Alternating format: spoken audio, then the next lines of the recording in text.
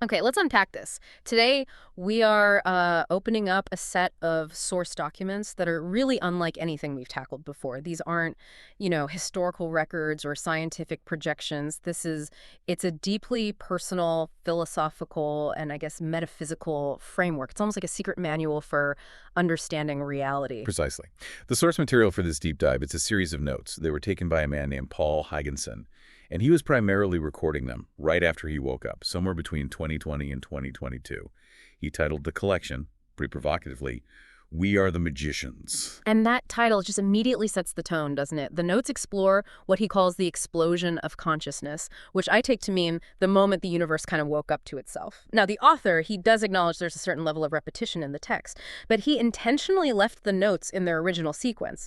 And that gives us this unique, almost raw window into a very consistent but very non-conventional view of reality. It reads less like a textbook and more like a continuous, profound, and unsolicited revelation.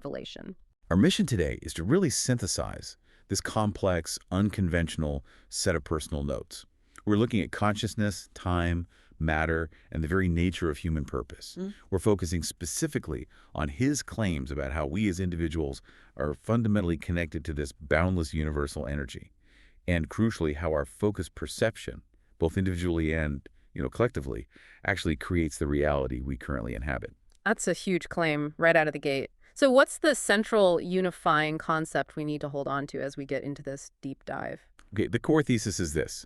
Everything, and he means consciousness, life, and energy, are functionally indistinguishable. They're just different words for the same thing. The notes insist they're all manifestations of a single, boundlessly creative, all-encompassing energy. And this framework, it posits that the material universe we see around us is in fact an illusion created solely by movement. Just movement. Just movement. And that we, the sentient beings in it, are the magicians who are constantly choosing, designing, and manifesting our reality, even when we're completely unconscious of that power. Okay, so if we're going to explore creation, we have to start at the absolute beginning, which the source calls the no thing. This term, it's a bit of a philosophical paradox. It sounds like zero, like nothing, yet it's described as the ultimate source of everything. Can you walk me through what this no thing actually is? The paradox is really the key to understanding it. The concept of the no thing. It refers to the state before space and time exist in any way we could measure.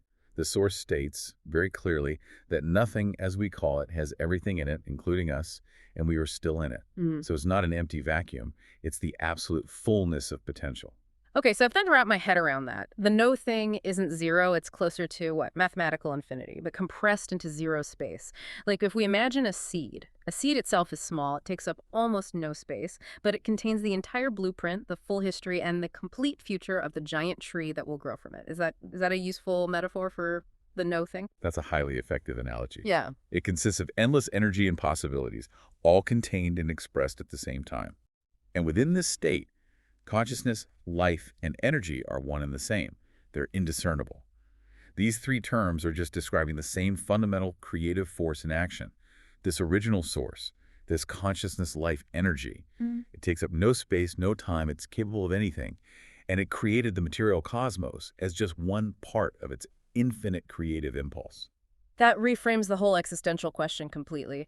We usually see ourselves as a product of the universe, but these notes are arguing we are, in essence, the substance of the universe itself, just in a temporary, localized form. Exactly. We're not separate. We are permanently part of the whole source. The source argues that this appearance of separateness in space-time is just an illusion we accepted so we could experience this physical, this ultra-slow dimension. And what's truly fascinating here is the assertion that this creative process, it's a never-ending thing. We are constantly returning in and out of the no thing, not just at the end of life. But every day. Every single day when we sleep. Wow. That makes sleep sound less like, physiological downtime and more like a required metaphysical check-in, like a system reboot, a return to the infinite library. It is. It's the means to reconnect to the absolute, to our true being, which is everything.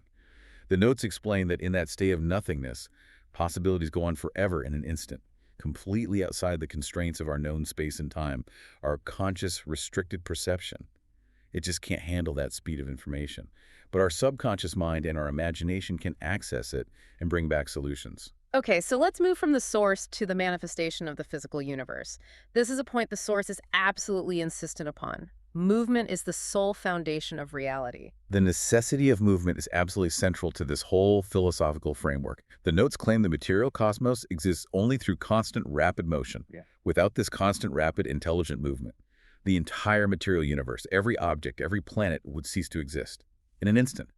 The illusion of solidity is nothing more than hyperspeed movement, creating friction and form. So if every single particle in this microphone I'm holding right now, if it just stopped moving for even a millisecond, the microphone and maybe the air around us would instantly dissolve back into the no thing because the condition for its existence, the movement, was removed. That is the unequivocal claim. Yes. And the movement isn't random or chaotic. What governs this movement is intelligence. The source says that all energetic movement is imbued with intelligence in one form or another. This intelligence isn't housed in some central brain. It's inherent. Even the atom, or the smallest known particle, it knows it has to move for space and time to continue existing in its current form. It's intelligence imbued in matter, a kind of inherent universal will to exist in form and to cooperate. It's almost the opposite of inert matter. Precisely. Should the will to move not exist in even one localized area, the no thing would instantly replace that instance of space and time. This intelligence connects throughout the cosmos, multiplying combinations from the smallest particle to the largest celestial structures. And here is a fascinating detail the notes stress. Every single atom is unique. It's imbued with its own individual form of intelligence. No duplication exists in nature. It's an incredible multiplicity of unique, consciously guided, energetic events. That is a staggering claim about individuality. Not only is everything moving, but every single particle involved in that movement is an intelligent, unique individual, working together to maintain a temporary structure. And this necessity for intelligence and movement is what required the creation of space and time in the first place.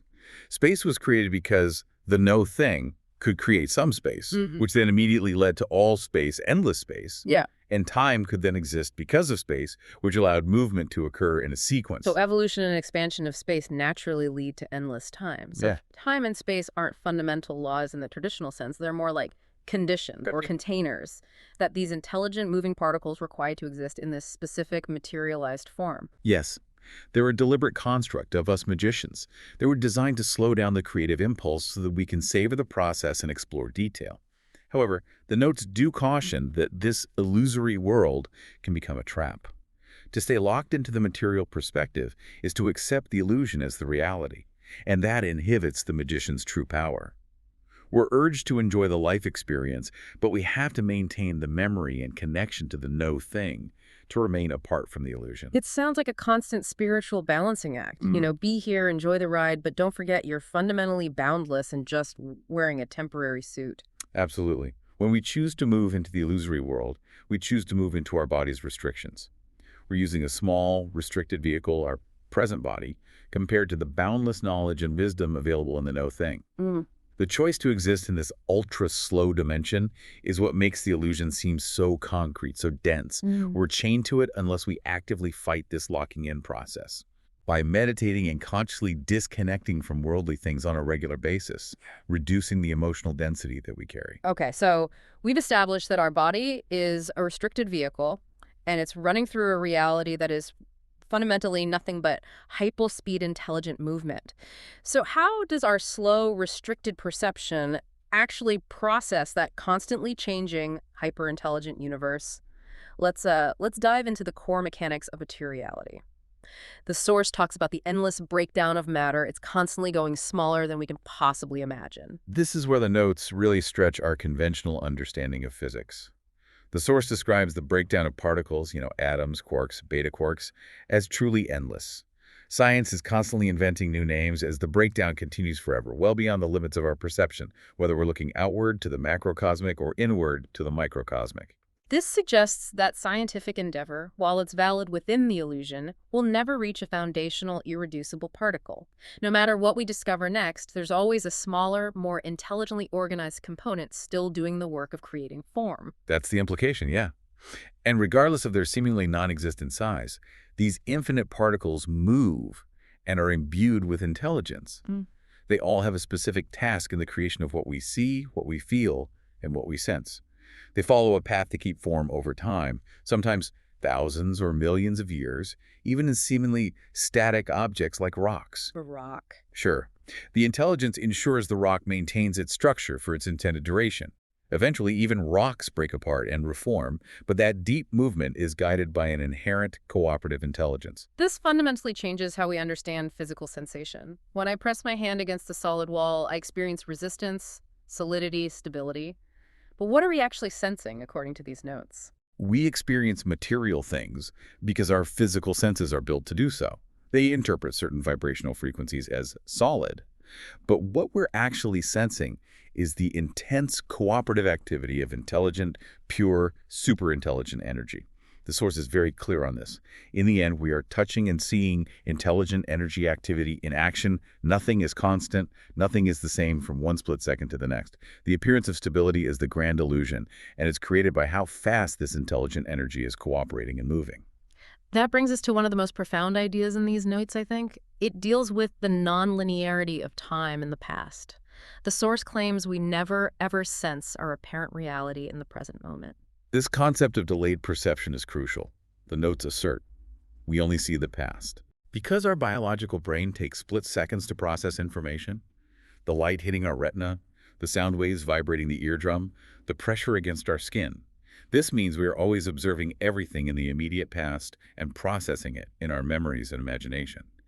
By the time our brain registers an event, that event has already occurred. Nothing is actually there in the present moment for us to grasp. We're constantly living in our own immediate history. We're trapped a fraction of a second behind reality. And then the source introduces the concept of the vaporizing present. Right. Everything is in constant flux and change, moving at an unimaginable speed. Section by section, the past vaporizes. Think of it like a reel of film. Each frame flashes on a screen and is instantly lost in time, replaced by the next. If these images, these moments of time, didn't vaporize, movement and change would stop. Time and space would cease to exist. The energy would just lock up. But the vaporization isn't a true loss, is it? It's not deletion. It's more like a transfer. Correct.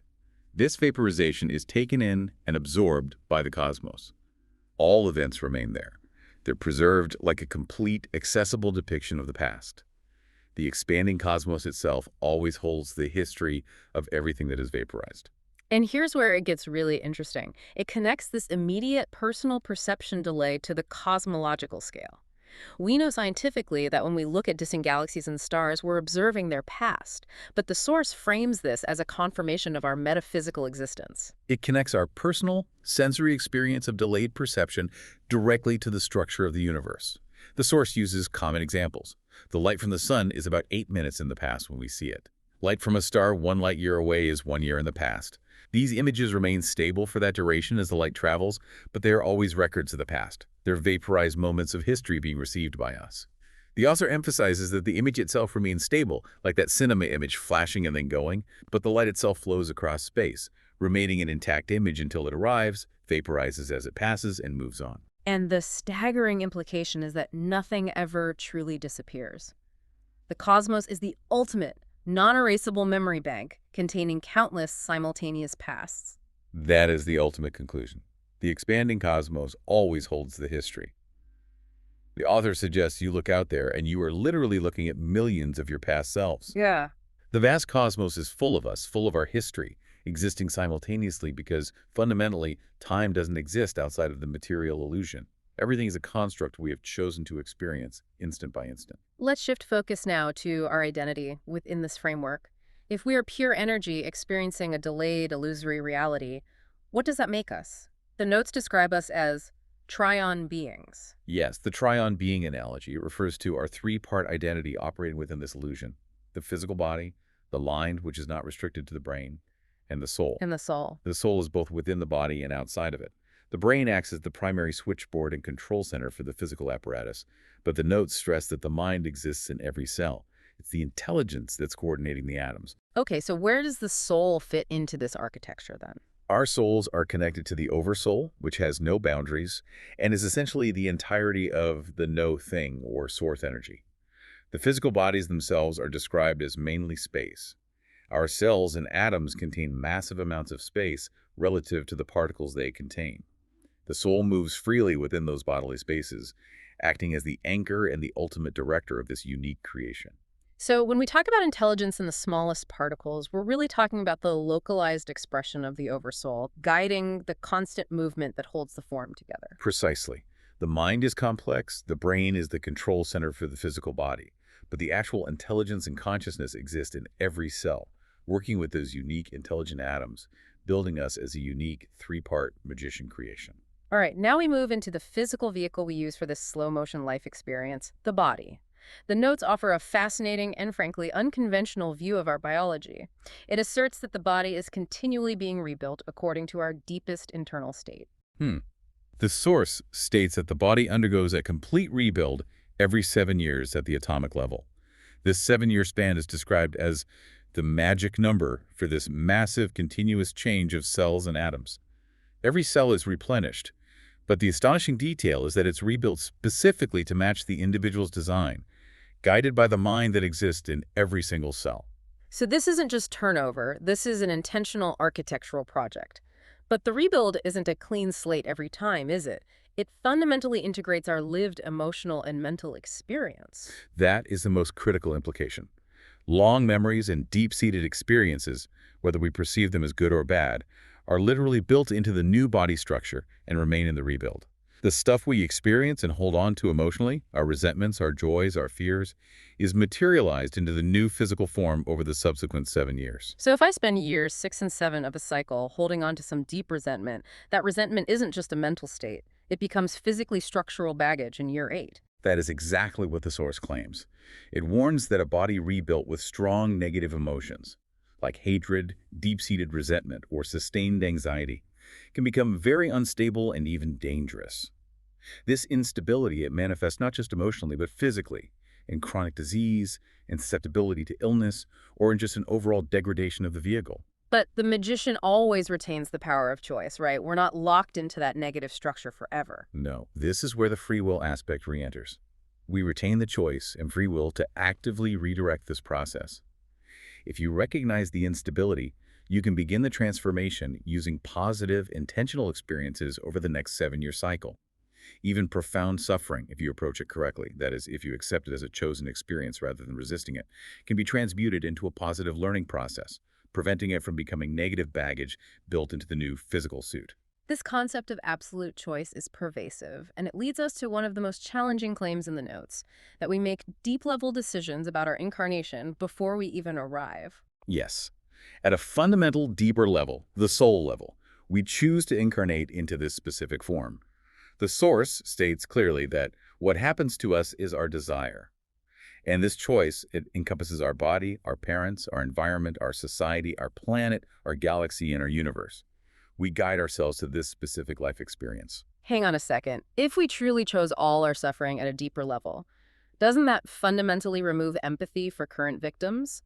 Or does the source insist that empathy is still the key driver for collective evolution?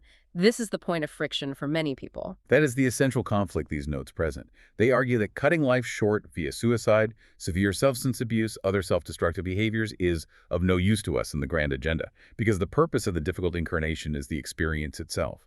Such self-abuse is seen as a sign of not coping with the density of this world. So, we must play the cards you're dealt. Precisely. We must persevere and see the deeper purpose even in a bad hand, as that contrast helps you appreciate the good one.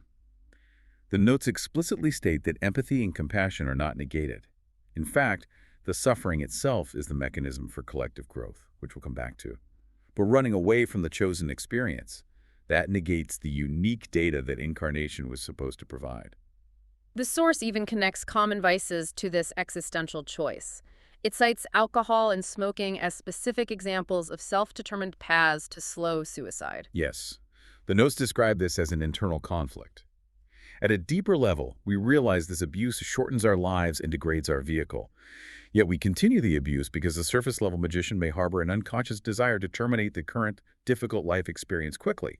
The author states, "We are magicians who sometimes wish to destroy our chosen magic quickly, either by fast suicide or slow suicide, because the restriction of the body becomes overwhelming." That's a huge psychological shift. Interpreting destructive habits not just as addiction or coping mechanisms, but as an existential, if unconscious, declaration of intent to end the current phase of creation. And this leads directly to the source's fierce critique of societal institutions, which are viewed as actively working against the magician's true, boundless nature. They're effectively accelerating that destructive self-abuse. Let's unpack that societal critique, starting with the corporate poison. The notes do not mince words here regarding the economic structure of society. No, they don't. The notes argue that corporations, backed by and often infiltrating governments, prioritize profit by keeping the population in a state of controlled illness or slow destruction. They claim these massive systems prefer to poison us for money. The argument is that true, natural cures are systematically suppressed or outlawed because they would fundamentally upset the business model, which relies on generating huge, prolonged streams of revenue from harmful long-term methods. So the source is essentially painting modern commerce as a vast, systemic co-conspirator in the slow destruction of the magician's vehicle. That's the interpretation. The notes specifically highlight alcohol as one of the worst destructive drugs, causing slow suicide and massive emotional turmoil, while being marketed on a vast scale because it generates huge money for corporations and institutions. It's seen as a purposeful contamination, where specialists are trained to market money-making, so-called medicine that makes the nightmare more prolonged, instead of allowing true cures to open our minds and free us from the illusory state. Okay, so if corporations are poisoning the body and accelerating the slow suicide, how is the education system schooling damaging the mind and soul? This raises an important question about control versus creativity. The notes argue that schooling is fundamentally wrong for us in its current iteration. The entire system is seen as a sophisticated means of control, driving us toward false ideologies and reinforcing rigid formulas for living formulas designed for predictability, not enlightenment.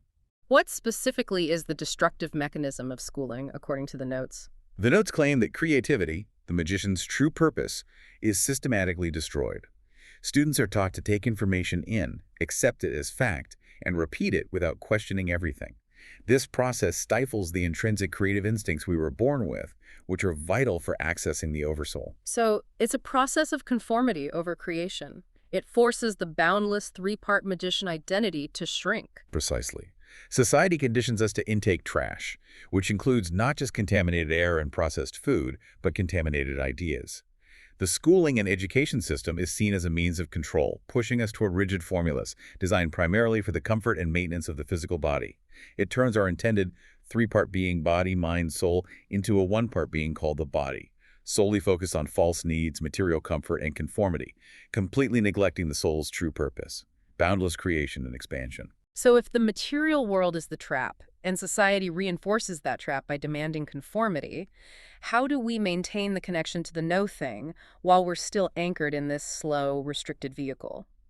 The notes focus heavily on sleep as the essential mechanism for spiritual maintenance. Sleep is described as necessary, not just for physiological refreshment, but as a direct, daily means to connect to the absolute, to our creation, and to the no thing. It's a mandated change from the illusory material world to the absolute, where knowledge and wisdom are boundless. The author frames it starkly, saying, "We die every night." Walk me through that implication. If we die every night, what is happening to the soul? The soul is temporarily released from the slow constraints of the body. It shifts to the higher, faster dimension where its true capabilities lie. This connection offers a profound practical application that Haagensen insists we should utilize immediately. And what is that practical application? We should treat sleep as a great occasion, not just some mundane necessity, the notes advise. Before sleep, actively remember and intend what complex problem you need resolved. Since all knowledge and solutions reside at the source, complex problems that are unsolvable in our wakeful, restricted state can be resolved there. We can wake up with a solution, even if we couldn't consciously find it the night before. This ability to access endless memory and wisdom through sleep is available to us every single day. That makes my 2 a.m. thought spirals sound less like insomnia and more like my magician self trying to download a complex solution onto my restricted physical brain. That's the perfect way to synthesize it. The goal is to consciously engage that downloading process. The notes also suggest alternative methods for accessing the source during wakefulness. Meditation, or simply thinking deeply of the no thing, or nothingness, can return us to that boundaryless place, allowing us to take in the endless memory of ourselves and our ancient multidimensional history. The goal is to still the physical mind, get rid of the societal conditioning, and access the true, original inspired thoughts that come directly from the higher dimensional source. Now let's tackle the ultimate transition, physical death. The notes describe it very simply as a complete loss of animation. Exactly. Eventually, the body experiences a complete loss of animation. At that point, the entity, the magician, looks at the discarded body and immediately decides what to create next or where to go next.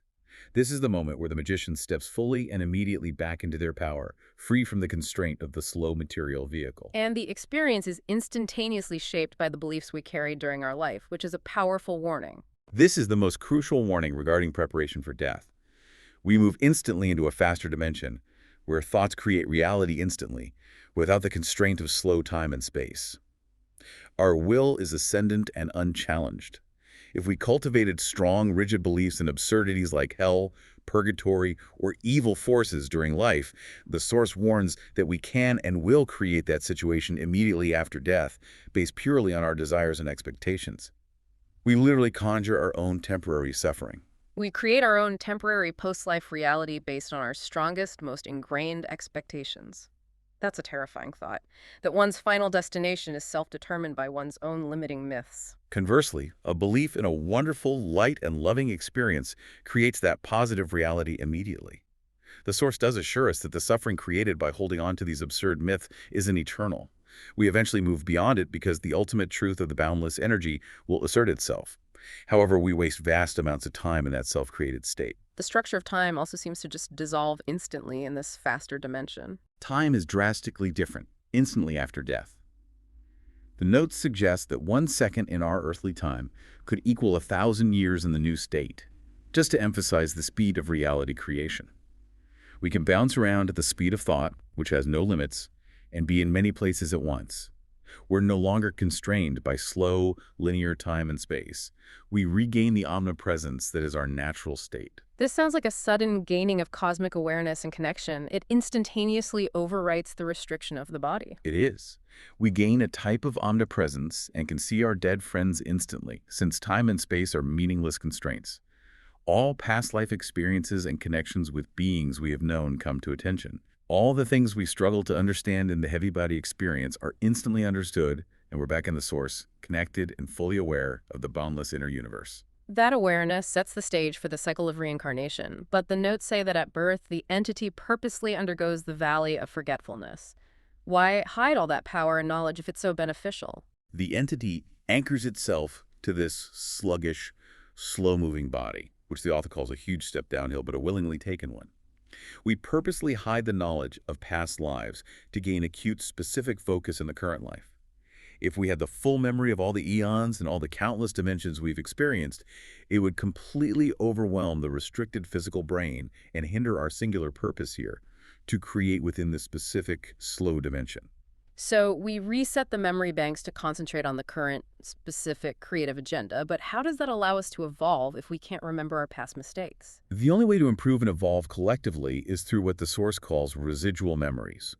When many entities die through neglect, cruelty, or collective abuse, and the source notes this happens on a colossal scale, strong residual, emotional memories are created that are carried over into the oversoul. This collective memory, especially of immense suffering, gradually leads to collective empathy and shame for another's bad situation, whereas before, entities might watch others suffer without concern. So this is the critical engine for slow, collective, spiritual evolution. It's driven by the lingering emotional imprint of immense suffering, which then changes the magician's collective will to create better futures. That is the interpretation. The pain of the past creates the mandate for a better future, guiding subsequent incarnations toward improvement. And finally, the source offers a comfort that directly confronts millennia of religious doctrine built on fear. The truth of good and evil is clarified. Hell and the devil do not exist. They are purely man-made constructs built to enforce control. Precisely. They were merely a result of man's myths, created over generations to control and dominate the masses, and perpetuated by political and religious fanatics, as the source calls them. The notes confirm that the living, intelligent, boundless energy is loving and comforting. It welcomes us all after death, once we rid ourselves of these absurd ideas that we took in during life. We return to a state of absolute innocence and wholeness, confirming that fear-based control mechanisms have no eternal reality. So if we connect this entire framework, from the no thing to the journey of the soul to the bigger picture, what the entire source suggests is that our current life in this slow-motion space-time, it's a self-imposed, deliberate experience. It's designed to maximize creative detail.